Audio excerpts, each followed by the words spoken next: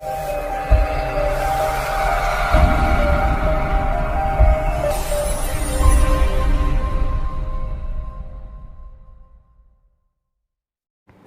Friends, आज हम लोग new national policy on education देखेंगे। और new national policy on education काफ़ी इम्पॉर्टेंट टॉपिक है, चाहे आप शिक्षा के क्षेत्र में हो या फिर कॉम्पिटिटिव एग्ज़ाम्स वगैरह दे रहा हूँ, इवन पीसीएस लेवल, और या फिर आप रेलवे, बैंकिंग, इन सब के लिए भी अगर प्रिपरेशन कर रहे हैं तो उसके लिए भी new national policy on education काफ़ी इम्पॉर्टेंट टॉपिक है। इसलिए इस पर आने वाले लगभग कम से कम 4 से 5 साल तक क्वेश्चंस आपसे एग्ज़ाम में पूछे जाएंगे। तो इस वजह से इस टॉपिक को बिना स्किप किए कंप्लीट देखें, और इसमें हम लोग सारी चीज़ें कवर करेंगे। आपको प्रोज, कॉन्स, इसके क्या क्या मेरिट्स हैं, डिमेरिट्स, ये हर चीज़, इससे पहले कौन कौन से नेशनल पॉलिसी ऑन एजुकेशन आए, वो सब चीज़ें हम लोग इस लेक्चर में कवर करेंगे। तो चलिए हम लोग लेक्चर स्टार्ट करते हैं। सबसे पहले आपका क्वेश्चन बन सकता है कि एनपीई का फुल फॉर्म क्या है। तो एनपीई का फुल फॉर्म जो है वो आपका नेशनल पॉलिसी ऑन एजुकेशन है। तो इसको ध्यान में रखिएगा। आपको न्यूज़पेपर्स या फिर अदर फ्रेंड्स से पता चला होगा कि वो सीधे कह रहे हैं न्यू एजुकेशन पॉलिसी। तो ऐसा बिल्कुल नहीं है। ये केवल न्यू एजुकेशन पॉलिसी नहीं है, बल्कि ये न्यू नेशनल एजुकेशन पॉलिसी है। तो इसको ध्यान में रखिएगा। आपसे अगर फुल फॉर्म पूछा जा रहा है तो आपको ये भी ऑप्शंस में दे सकता है कि न्यू एजुकेशन पॉलिसी, नेशनल को वहाँ पे हटा दें। तो इसको आप लोग ध्यान में रखिएगा। इसका फुल फॉर्म है न्यू नेशनल एजुकेशन पॉलिसी। तो इसको एकदम कंपल्सरी ध्यान में रखिएगा। ये छोटे एग्जाम्स वगैरह में पूछे जा सकते हैं, जैसे कि आपका स्टेट लेवल जो पीसीएस हो गए, या फिर एसएससी लेवल एग्ज़ाम्स वगैरह जो होते हैं, या फिर टीचर रिक्रूटमेंट एग्ज़ाम्स जो हैं, उनमें ये चीज़ पूछा जा सकता है फुल फॉर्म पर डायरेक्ट क्वेश्चंस। अब इसके बाद सेकंड क्वेश्चन हमारा बनता है कि इसके चेयरमैन कौन थे, अर्थात जो new national policy on education जो लाया गया, जो इसको रिकमेंड किया, जिस कमेटी ने इसे रिकमेंड किया, उस कमेटी के चेयरमैन कौन थे। तो इसके जो चेयरमैन थे वो हैं हमारे के कस्तूरीरंगन। तो ये नाम भी इम्पॉर्टेंट है, इसको ध्यान में रखिएगा, के कस्तूरीरंगन। तो ये के कस्तूरीरंगन कौन थे? तो ये फॉर्मर इसरो चीफ थे, अर्थात पूर्व इसरो प्रमुख थे, के कस्तूरीरंगन। तो ये नाम ध्यान में रखिएगा। और ये पहले कहाँ पर थे, इसको भी अगर ध्यान में रखते हैं तो ये अच्छी बात है। और ये कमेटी जब बनी थी तो उस समय ये 2017 जून में कमेटी बनी थी। तो 2017 जून में कमेटी बनी थी और 31 मई 2019 को इसने अपना रिपोर्ट बना करके तैयार किया। तो 31 मई 2019 को इसने रिपोर्ट MHRD को प्रदान किया, ministry of human resource and development, मानव संसाधन विकास मंत्रालय को। अगर आप किसी रिटन एग्जाम्स में बैठते हैं जो कि सब्जेक्टिव मैनर में है, जैसे कि जहाँ पर हिंदी आपका सब्जेक्टिव है या फिर इंग्लिश है, तो वहाँ पर आपको एशे भी लिखने को मिलता है। तो वहाँ पर आप लोग ये इस कोट को आप लोग डायरेक्ट पुट अप कर सकते हैं। ये हमारा क्या कहता है, if we teach students today as we taught yesterday we rob their tomorrow. इसको आप लोग डायरेक्ट कोट को पुट अप कर सकते हैं अपने रिटन एग्जाम्स में। अब हम लोग आगे बढ़ते हैं। तो सबसे पहले हम लोग ऐतिहासिक बैकग्राउंड वगैरह देख लेते हैं। हिस्टोरिकल बैकग्राउंड, ऐतिहासिक पृष्ठभूमि, अर्थात कौन कौन से इससे पहले नेशनल पॉलिसी ऑन एजुकेशन आए थे और उनकी क्या रिकमेंडेशन थी, उनकी क्या ड्रॉबैक्स थी कि हमें नई नई पॉलिसी लानी पड़ रही है। तो अब हम लोग हिस्टोरिकल बैकग्राउंड देख रहे हैं, अर्थात इससे पहले जितने भी पॉलिसी ऑन एजुकेशन आए थे उनको हम लोग देखने वाले हैं। तो इसमें हमारा सबसे पहला आता है NPE 1968, अर्थात राष्ट्रीय शिक्षा नीति 1968।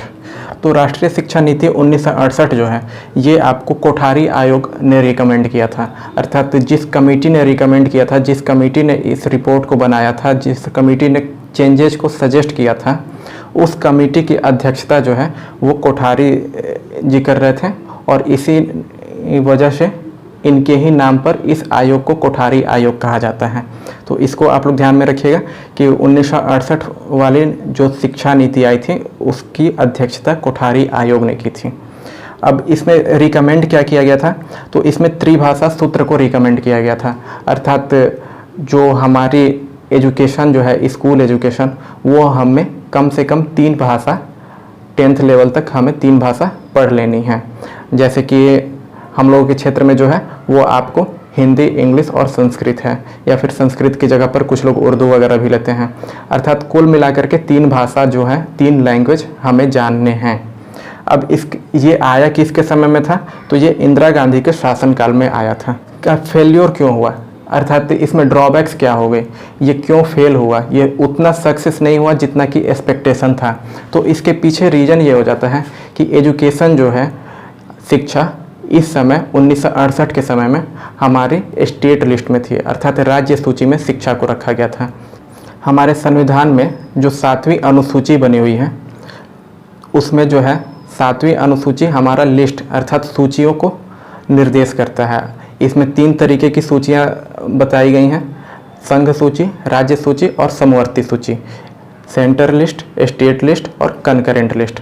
तो इस समय जो था शिक्षा हमारा स्टेट लिस्ट सब्जेक्ट था, अर्थात ये राज्य के अंतर्गत आता था। तो इस समय तक 1968 के टाइम में शिक्षा पर जो भी आपको चेंजेज लाने हैं, जो भी चेंजेस लाने होंगे, उसके लिए स्टेट गवर्नमेंट फुल्ली रिस्पॉन्सिबल होता था। तो स्टेट गवर्नमेंट करे तो भी ठीक, नहीं करे तो भी ठीक, सेंटर इसमें हस्तक्षेप ज़्यादा नहीं दे सकता था। सेंटर बस सजेस्ट कर सकता था स्टेट को। तो ये बस कोठारी आयोग जो था वो बस एज ए सजेशन हो गया था। तो यही कारण है कि ये उतना सक्सेस नहीं हो पाया जितनी की आशा की गई थी। अब इसके बाद हम लोग आते हैं NPE 1986 में।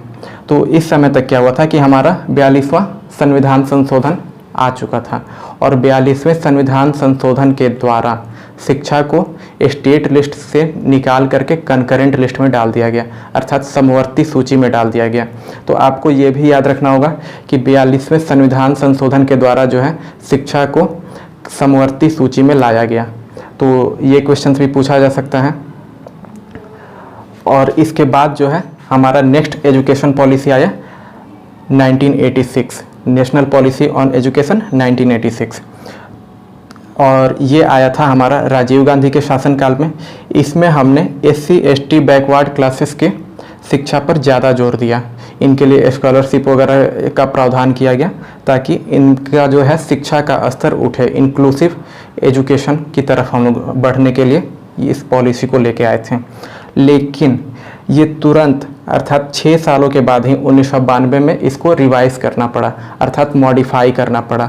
अब क्वेश्चन ये उठेगा कि केवल 6 साल में ही क्यों मॉडिफाई करना पड़ा, तो इसके पीछे रीज़न ये हो जाता है कि 1991 में हमने अपनी इकोनॉमी को ओपन किया था, अर्थात हमने अपनी अर्थव्यवस्था को खुला छोड़ा। अदर कंपनियां आकर के इन्वेस्ट कर सकती थी, अदर कंट्रीज़ की, अदर नेशंस की कंपनीज आ सकती थी। तो इससे क्या हुआ कि हमें जो है एजुकेशन में काफ़ी मेजर चेंजेस दिख रहे थे, जैसे कि टेक्निकल एजुकेशन, प्रोफेशनल एजुकेशन, इन सब चीज़ों के लिए हमें काफ़ी ज़्यादा मॉडिफिकेशन चाहिए था। तो इसी वजह से इसको तुरंत 1992 में PV नरसिम्हा राव की सरकार में इसको तुरंत रिवाइज किया गया और इसमें टेक्निकल एंड प्रोफेशनल एजुकेशन को जोड़ा गया। तो ये था हमारा 1968 और 1986। अब इसके बाद जो है फिर अब जो है तीसरा जो नेशनल पॉलिसी ऑन एजुकेशन है वो है हमारी नई राष्ट्रीय शिक्षा नीति 2020, और ये आपको नरेंद्र मोदी के शासनकाल में आया। इसके अलावा आपको इसकी अध्यक्षता जो है वो के कस्तूरी रंगन ने की है, और के कस्तूरी रंगन जो है वो हमारे फॉर्मर इसरो चीफ रह चुके हैं। अब इस कमेटी ने, इस आयोग ने क्या क्या रिकमेंड किया है उसको हम लोग देखते हैं। तो NPE 2020 का जो लक्ष्य रखा गया है वो रखा गया है कि 100% शिक्षित समाज, अर्थात लिटरेसी रेट जो है वो 100% करने का लक्ष्य रखा गया है NPE 2020 में। और NPE 2020 आपका 2040 ईस्वी तक रहेगा। तो ये ध्यान में रखिएगा कि इसमें जो है 100% शिक्षित समाज का लक्ष्य रखा गया है। और इसका जो रिकमेंडेशन है वो है कि MHRD जो मंत्रालय है अर्थात मानव संसाधन विकास मंत्रालय जो है, ministry of human resource and development, इसका नाम चेंज करके नया नाम मिनिस्ट्री ऑफ एजुकेशन रख दिया गया है। तो ये ध्यान में रखिएगा कि MHRD मंत्रालय जो है वो अब आपका मिनिस्ट्री ऑफ एजुकेशन अर्थात शिक्षा मंत्रालय बन गया है। और इस तरीके से जो हमारे शिक्षा मंत्री हैं वो रमेश पोखरियाल निशंक हैं। तो ये क्वेश्चंस भी आपका फैक्चुअल वन लाइनर एग्जाम्स में पूछे जा सकते हैं। तो ये ध्यान में रखिएगा कि प्रेजेंट जो शिक्षा मंत्री हैं वो हमारे रमेश पोखरियाल निशंक हैं। और इसमें जो रिकमेंड किया गया है वो कि 10+2 जो हमारा स्कूलिंग एग्ज़ाम्स लेवल जो होता था 10+2 अर्थात 10 साल स्कूलिंग के और जो 2 इयर्स जो हैं वो प्री यूनिवर्सिटी के, तो इसको 10+2 सिस्टम को चेंज करके 5+3+3+4 कर दिया जाए। तो चलिए हम लोग ये समझते हैं कि ये 10+2 क्या था और 5+3+3+4 ये क्या है।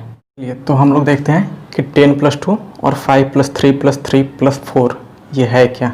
तो 10+2 लेवल जो था अर्थात जो 1986 में जो रिकमेंड किया गया था उसमें क्या था कि 10 इयर्स आपको स्कूलिंग के दिए जाते थे, अर्थात क्लास 1 to 10 आपको स्कूलिंग वाला था 10, और जो 2 साल था ये आपको प्री यूनिवर्सिटी था, अर्थात क्लास 11 और 12 को ये 2 इयर्स दिए गए। तो इसको, इस व्यवस्था को हम लोग 10+2 सिस्टम कहते थे।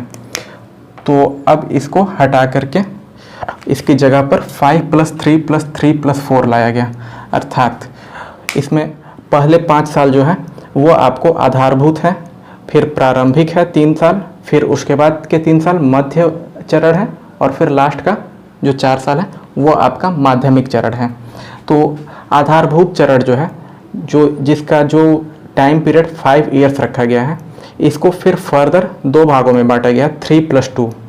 तो 3+2 जो है ये आपका प्री स्कूल लेवल का है, अर्थात जो प्रेजेंट टाइम में आंगनबाड़ी केंद्र वगैरह चलते थे जहाँ पर कि प्री स्कूल के बच्चे रखे जाते थे, प्ले स्कूल जिसको कि हम लोग कह सकते हैं। तो वैसे बच्चों के लिए आपको अब डायरेक्ट स्कूल में ही व्यवस्था की जाएगी, अर्थात आंगनबाड़ी केंद्रों से बच्चों को हटा करके सीधे स्कूल में डाला जाएगा। अब इसमें जो है 2 साल 3+2 था, तो 3 साल जो है वो प्री स्कूल वाला हो गया, और 2 साल जो है वो स्टैंडर्ड 1 और स्टैंडर्ड 2 के लिए है, अर्थात क्लास 1 और क्लास 2 के लिए हैं ये 2 साल। तो इस तरीके से 3+2 हमारा मिला करके 5 इयर्स हो रहा है। तो इसमें आपका प्री स्कूल हो गया और प्लस 2 साल की स्कूलिंग, ये 5 इयर्स हो गए, और इसको इंग्लिश में फाउंडेशन स्टेज कहेंगे। सेकेंड आता है हमारा प्रारंभिक चरण या फिर प्रिपरेटरी स्टेज। तो 3 ये जो है प्रारंभिक चरण, इसको 3 साल का रखा गया है। इसमें हमारा क्लास 3 से 5 तक आएगा, अर्थात यहाँ तक 2 तक हम लोग आ गए, स्टैंडर्ड 2 तक। अब इसके बाद स्टैंडर्ड 3 से स्टैंडर्ड 5 तक ये हमारा सेकेंड चरण अर्थात प्रारंभिक चरण में रखा गया है, प्रिपरेटरी स्टेज में। इसके बाद हमारा आता है मध्य चरण, उसका जो क्लास है वो 6 to 8 है, अर्थात क्लास 6 से क्लास 8 के बच्चे जो हैं उनको मिडिल स्टेज में कहा जाएगा। तो और हाँ, एक चीज़ जो इम्पॉर्टेंट है जो आपके एग्ज़ाम्स में पूछे जा सकते हैं वो ये है कि कंप्यूटर कोडिंग की जो स्टार्टिंग है वो आपका मिडिल स्टेज से स्टार्ट किया जा रहा है। तो इसको ध्यान में रखिएगा कि मिडिल स्टेज से कंप्यूटर कोडिंग, मैं कोडिंग की बात कर रहा हूँ, अर्थात लैंग्वेजेज, कंप्यूटर के लैंग्वेजेज वगैरह। तो ये अभी फ़िलहाल देखा जाए तो ये काफ़ी कम्प्लेक्स हैं, बट ये यूरोप का मॉडल फॉलो किया जा रहा है यहाँ पर। तो चूँकि वहाँ के बच्चे जो हैं कंप्यूटर फील्ड में एक्सपर्ट निकल रहे हैं, तो इस वजह से जो है कंप्यूटर की कोडिंग वगैरह ये हम लोग क्लास 6 से स्टार्ट कर रहे हैं। तो ये चीज़ आपके एग्जाम्स में डायरेक्ट पूछे जा सकते हैं कि कंप्यूटर कोडिंग हम लोग किस क्लास से स्टार्ट करने जा रहे हैं, या नई राष्ट्रीय शिक्षा नीति के अनुसार कंप्यूटर की एजुकेशन जो है वो किस क्लास से शुरू की जाएगी। तो वहाँ पर आपका आंसर होगा वो क्लास 6 होगा, और अगर चरण पूछा जाए तो वो आपका मिडिल स्टेज हो जाएगा, मध्य चरण।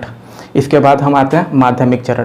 तो हम लोग मध्य चरण में क्लास 6 से क्लास 8 तक आ चुके थे, तो अब माध्यमिक चरण में क्लास 9 से क्लास 12 तक ये आएगा, अर्थात कक्षा 9 से कक्षा 12वीं तक ये हमारा माध्यमिक चरण में आएगा, और इसको सेकेंडरी स्टेज भी कहते हैं। और इसमें जो है आपको चॉइस ऑफ सब्जेक्ट्स लेने की आज़ादी होगी, अर्थात यहीं पर आपको सब्जेक्ट की चॉइस लेनी होगी। जो अभी हम लोग 10th के बाद लेते हैं कि आपको आर्ट्स जाना है या साइंस जाना है या कॉमर्स जाना है, ये आप 10th के बाद चूज करते हैं। तो अब ये चीज़ जो है वो हमें क्लास 9th से ही चूज करना होगा। तो ये था हमारा 10+2 जो कि अब समाप्ति पर है, और 5+3+3+4 अब इसको हम लोग फॉलो करेंगे।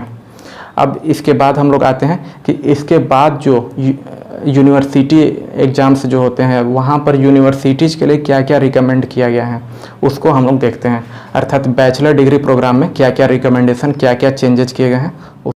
चलिए, तो अब हम लोग बैचलर प्रोग्राम देख रहे हैं, अर्थात जो ग्रेजुएशन हम लोग करते हैं तो उस ग्रेजुएशन को कैसे बांटा गया है अब नई शिक्षा नीति के अनुसार। इसमें जो है आपको मल्टी एग्जिट और मल्टी एंट्री ऑप्शंस दिए जाएंगे, अर्थात आपके पास कई सारे एग्जिट ऑप्शंस होंगे और कई सारे एंट्री ऑप्शंस भी होंगे। तो देखते हैं कि ये किस तरीके से ये मल्टी एग्जिट है और किस तरीके से ये मल्टी एंट्री है। तो जैसे कि अगर कोई बैचलर डिग्री आपका लगभग 3 साल का होता है, कहीं कहीं पर 4 साल भी है कुछ कोर्सेस को लेकर के, तो वो हम लोग आगे चर्चा करेंगे। तो जहाँ पर आपको 3 साल के हैं या 4 साल के, तो फर्स्ट ईयर अगर आप कंप्लीट कर रहे हैं तो फर्स्ट ईयर कंप्लीट करने के बाद आपको एक सर्टिफिकेट दिया जाएगा फर्स्ट ईयर कंप्लीशन का, और फिर सेकेंड ईयर कंप्लीट होने के बाद आपको डिप्लोमा का सर्टिफिकेट दिया जाएगा, और थर्ड ईयर जब कंप्लीट होगा तो आपको बैचलर डिग्री की सर्टिफिकेट दी जाएगी। तो ये था 3 साल वालों के लिए। और जब आपका 4 साल कंप्लीट होगा तो आपको बैचलर डिग्री सर्टिफिकेट के साथ साथ रिसर्च सर्टिफिकेट भी दिया जाएगा। तो ये ऑप्शंस उन्हीं लोगों के लिए हैं जो कि फर्स्ट ईयर कंप्लीट करने के बाद एग्जिट कर रहे हैं। अगर वो फर्स्ट ईयर कंप्लीट करने के बाद अपनी पढ़ाई को वहीं पर रोकना चाहते हैं, उन्हें किसी भी कारणवश अपना पढ़ाई बीच में रोकना पड़ जाता है, चाहे वो फैमिली इशू हो या इकोनॉमिक इशू हो, नो मैटर, अगर वो बीच में रोक रहे हैं तो फर्स्ट ईयर कंप्लीट के बाद उन्हें सर्टिफिकेट दिया जाएगा, सेकेंड ईयर कंप्लीट के बाद उन्हें डिप्लोमा का सर्टिफिकेट दिया जाएगा, थर्ड ईयर कंप्लीट पर बैचलर डिग्री अवार्ड की जाएगी। इसका बेनिफिट क्या होगा?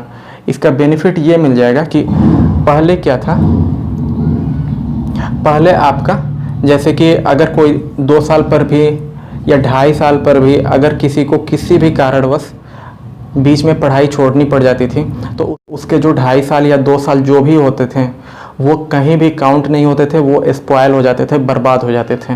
तो इस चीज़ से बचने के लिए ये स्कीम लाया गया, अर्थात अगर 2 साल भी वो कंप्लीट कर लिया तो वो फ़िलहाल डिप्लोमा डिग्री लेकर के एग्जिट कर सकता है, और फिर जब उसकी कंडीशन अच्छी हो जाए या फिर ऐसी कंडीशंस आ जाए कि वो फिर अपनी पढ़ाई को कंटिन्यू कर सकता है तो फिर वो अपना डिप्लोमा सर्टिफिकेट दिखा करके डायरेक्ट थर्ड ईयर में एंट्री ले सकता है।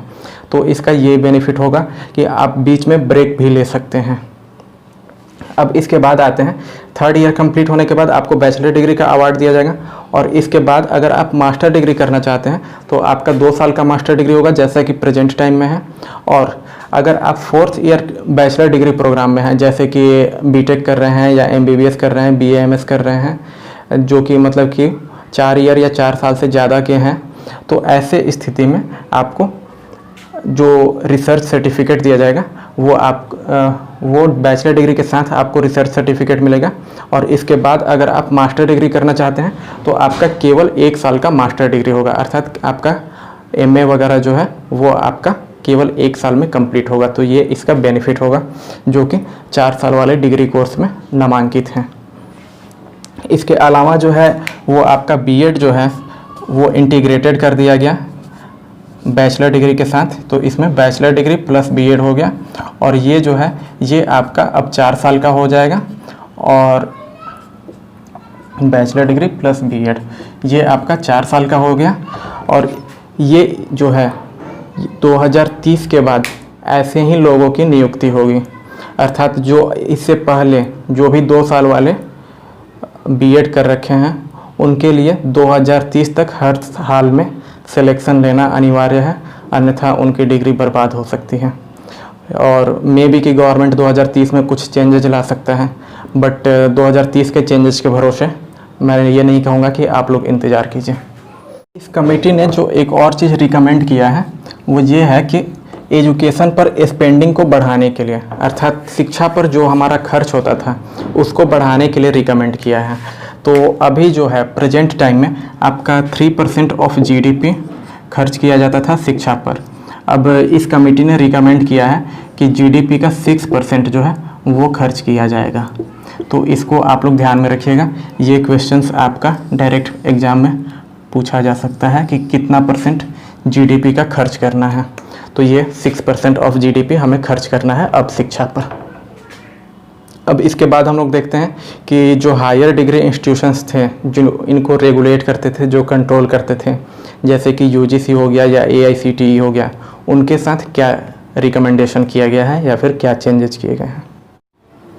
अभी तक जो था हमारे पास 2 इंस्टीट्यूशन थे हायर डिग्री को कंट्रोल करने के लिए, यूजीसी और एआईसीटीई। यूजीसी हमारा यूनिवर्सिटी ग्रांट कमीशन हो गया, विश्वविद्यालय अनुदान आयोग। ये जो है विश्वविद्यालयों को अनुदान वगैरह की बातें करता था, उनकी फंडिंग की बातें करता था। और एआईसीटीई जो है वो टेक्निकल एक्सपर्ट्स वगैरह की बात करता था, टेक्निकल रिक्वायरमेंट्स की बात करता था कि किसी यूनिवर्सिटी के लिए क्या क्या टेक्निकल रिक्वायरमेंट्स होनी चाहिए, मिनिमम क्राइटेरिया को फॉलो करता था। और ये आपका स्पेशली जो है टेक्निकल और प्रोफेशनल डिग्री के लिए था, और ये आपका नॉर्मल डिग्री कोर्सेज के लिए था। तो अब इस दोनों को, यूजीसी और एआईसीटीई दोनों को मर्ज करके हमारे पास HECI बन गया, अर्थात ये दोनों अब नहीं रहेंगे, इनकी जगह पर हमारे पास HECI बन गया। अब ये HECI क्या है, तो ये है higher education commission of India, अर्थात भारत का उच्चतर शिक्षा आयोग। तो इसको याद रखिएगा आप लोग कि HECI का फुल फॉर्म क्या है। फुल फॉर्म भी आपसे पूछा जा सकता है, और ये भी पूछा जा सकता है कि यूजीसी और एआईसीटीई को हटा करके कौन सा नया इंस्टीट्यूट या कौन सा नया कमीशन बनाया गया। तो इस तरीके से भी क्वेश्चंस पूछे जा सकते हैं। अब इसमें एक चीज़ आपको ध्यान में रखनी होगी कि इसमें HECI के अंतर्गत 2 चीज़ें नहीं शामिल हैं। तो कौन कौन से 2 एजुकेशन के सेक्टर नहीं शामिल हैं, तो ये आपका एक मेडिकल इंस्टीट्यूशंस हो गए और दूसरा लीगल इंस्टीट्यूशंस हो गए, अर्थात मेडिकल और लीगल एजुकेशंस के इंस्टीट्यूशंस HECI के अंतर्गत नहीं आएंगे। तो HECI के एक्सेप्शंस में जो है वो आपका मेडिकल एंड लीगल एजुकेशंस है। तो इसको भी आपको याद रखना होगा, एग्जाम्स में आपको डायरेक्ट पूछा जा सकता है कि कौन सा HECI के अंतर्गत नहीं आता है। लीगल में आपका लॉ वगैरह एजुकेशंस आ जाएंगे, जो कि LLB वगैरह कोर्सेस होते हैं, तो वो आपका लीगल एजुकेशंस हो जाएगा। अब इसके बाद हम लोग देखते हैं कि नई राष्ट्रीय शिक्षा नीति 2020 के चैलेंजेस क्या क्या हैं, चुनौतियां क्या क्या हैं, इसको ग्राउंड लेवल पर इम्प्लीमेंट करने में क्या क्या दिक्कतें आने वाली हैं, उसको हम लोग देखते हैं। तक जो है वो ऑब्जेक्टिव टाइप जो भी क्वेश्चंस बन सकते थे उसको हमने देख लिया है। अब जो है अगर सब्जेक्टिव में क्वेश्चंस रहता है तो इसके आगे और हम इसमें क्या इंक्लूड कर सकते हैं ताकि हमारा आंसर अट्रैक्टिव हो सके, वो हम देखते हैं। तो इसमें आप एक चीज़ चैलेंजेस इंक्लूड कर सकते हैं कि इसको इम्प्लीमेंट करने में क्या क्या चुनौतियाँ आ सकती हैं। तो सबसे पहले शिक्षक प्रशिक्षण। तो हमारे पास वेल ट्रेंड टीचर्स की कमी है, ध्यान रखिएगा। मैं केवल ट्रेंड डिग्री की मैं बात नहीं कर रहा हूँ, मैं वेल ट्रेंड टीचर्स की मैं बात कर रहा हूँ, अर्थात जो टीचर्स ऑलरेडी आपको जॉब में हैं, ऑलरेडी जो स्कूलों में हैं, उनमें वो अच्छे से प्रशिक्षित नहीं हैं। हम लोग क्लास 6 में आपको कंप्यूटर एजुकेशन की बात कर दिए हैं, प्रैक्टिकल नॉलेज की अर्थात साइंस वगैरह की एक्सपेरिमेंट्स की बातें क्लास 6 से हमने कर दिया है न्यू पॉलिसी ऑन एजुकेशन 2020 में। लेकिन जो हमारे टीचर्स जो हैं फ़िलहाल वो कंप्यूटर सभी चलाना नहीं जानते हैं, उसमें से बहुत कम ही लोग जो हैं वो कंप्यूटर को चलाना जानते हैं। फिर इसके बाद जो है लैब में उनको एक्सपेरिमेंट्स वगैरह जो नहीं किए हैं वो फिर कराने में डरेंगे। तो इस वजह से जो है वेल ट्रेंड टीचर्स की कमी है, शिक्षक प्रशिक्षण की सबसे ज़्यादा कमी है। उसके बाद सेकंड जो है वो फंडिंग का। तो हमारे प्रैक्टिकल्स वगैरह एक्सपेरिमेंट्स वगैरह करने के लिए तथा कंप्यूटर्स वगैरह, तो इसके लिए हमें उपकरणों की आवश्यकता होगी। तो उपकरण के लिए फंडिंग चाहिए, और अचानक से इतना ह्यूज इन्वेस्टमेंट कोई भी गवर्नमेंट नहीं कर सकती है। तो सेकंड जो है वो फंडिंग हमारा चैलेंज है।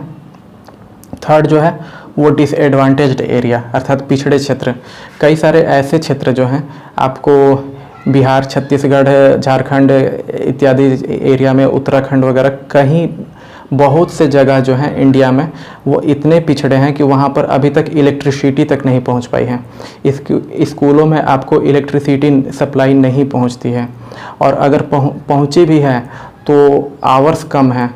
तो वहाँ पर जो है इन क्षेत्रों में दिक्कतें आएंगी, क्योंकि यहाँ पर अगर कंप्यूटर अवेलेबल भी करा दिया जाएंगे तो बिना इलेक्ट्रिसिटी के वो कंप्यूटर क्या करेंगे। तो ये सब दिक्कतें हैं। या फिर कई जगह पर जो है आपको स्कूल की बिल्डिंग जो है वो प्रॉपरली मेंटेन नहीं रहती है, तो वहाँ पर लैब वगैरह सेटअप नहीं हो पाएगा। तो ये पिछड़े क्षेत्र जो है ये एक चैलेंज है। फिर आपका जो है स्कार्सिटी ऑफ लोकल टीचर्स। हमने क्या किया कि क्लास 1 to 5 तक, अर्थात जो हमारा प्रारंभिक चरण है वहाँ तक हमने कर दिया कि वर्नाकुलर लैंग्वेज में टीचिंग की जाएगी, अर्थात लोकल लैंग्वेज में टीचिंग की जाएगी, लोकल भाषा में पढ़ाया जाएगा। लेकिन हमें इसके लिए लोकल टीचर्स भी चाहिए, तो लोकल टीचर्स की कमी होगी।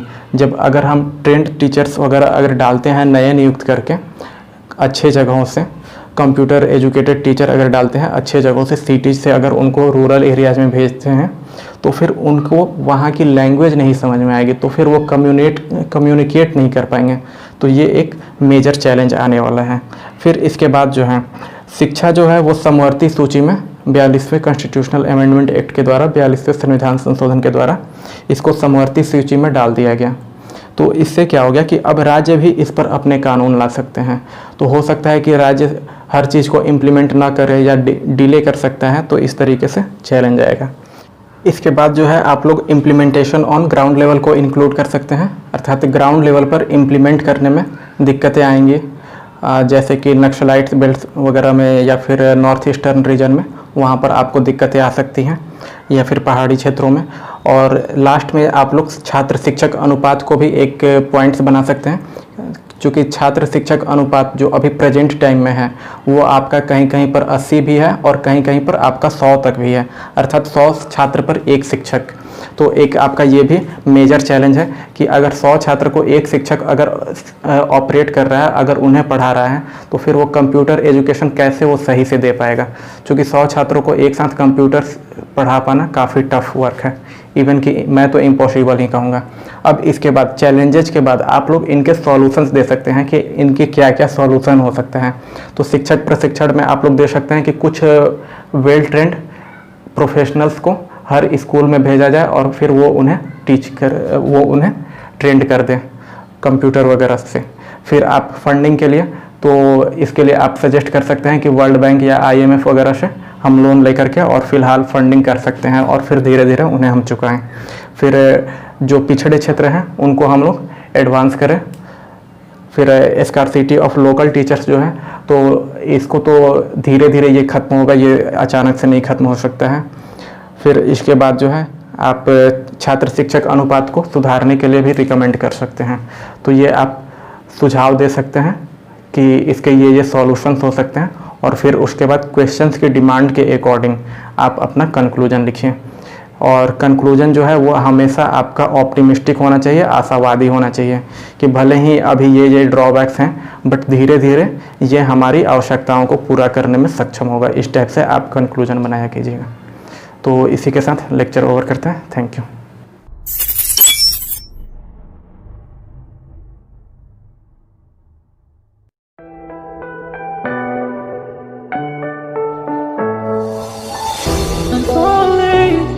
Tell me why I'm falling. Oh, let's go.